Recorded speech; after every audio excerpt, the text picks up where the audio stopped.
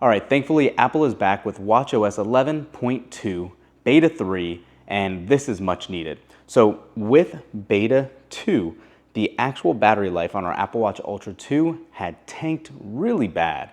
It's probably the worst it's been in the whole beta cycle so far, so I'm definitely excited to see Apple sticking to its weekly releases and having this update ready for registered developers. Let's go ahead and jump right into it. So even though it was a couple days late, watchOS 11.2 Beta 3 just finished installing on our Apple Watch Ultra 2.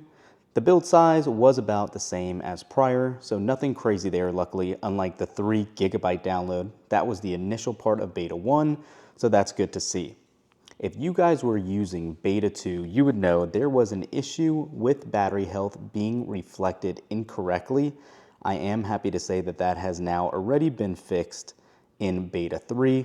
And as you can see, under battery, if you go into battery health now, we are now showing capacity as it should be. So we're back to 99% here. That is good to see. There was a lot of concern over these betas destroying battery life on Apple Watches. They were draining to in the mid 90s or lower. They are now back reflecting as they should.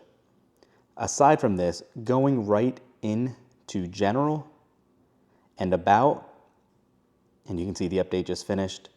This actually has an A build, and I know it's kind of small, but I'll read it to you. It's 22S5094A. So this is somewhat surprising and encouraging for the final release, but since this is an A build, if you're unfamiliar with how Apple does betas, the closer you are to an A letter in the alphabet, the closer you are to the final public beta build and public release. So since this is an A build, we are right on schedule. And since we're not expecting any new features here, let's just go ahead and jump right in to the release timeline. So if you missed our prior videos as well, this came a couple days late. We have been getting betas on a Monday or a Tuesday.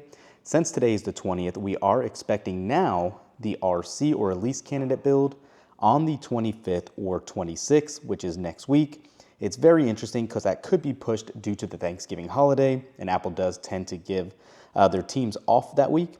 So if we do not receive it that week, the RC could come on December 2nd or 3rd, and then also the public release on the 9th or 10th, most likely the 9th.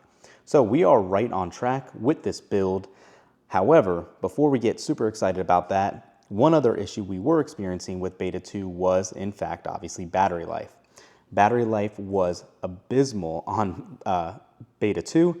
We would not be able to, or I should say barely be able to get through a whole day, even with our Ultra, without it going below 50%.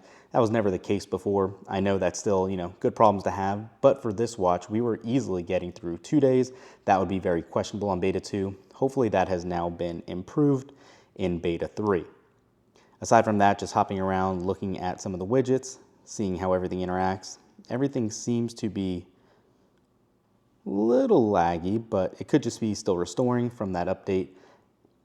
But it should be working perfectly fine since this is an A build, and that's what it signifies. So slight delays loading everything up, but nothing really crazy or any crazy callouts really.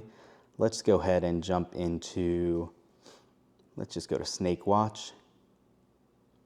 Tap to start. So everything seems to be working okay here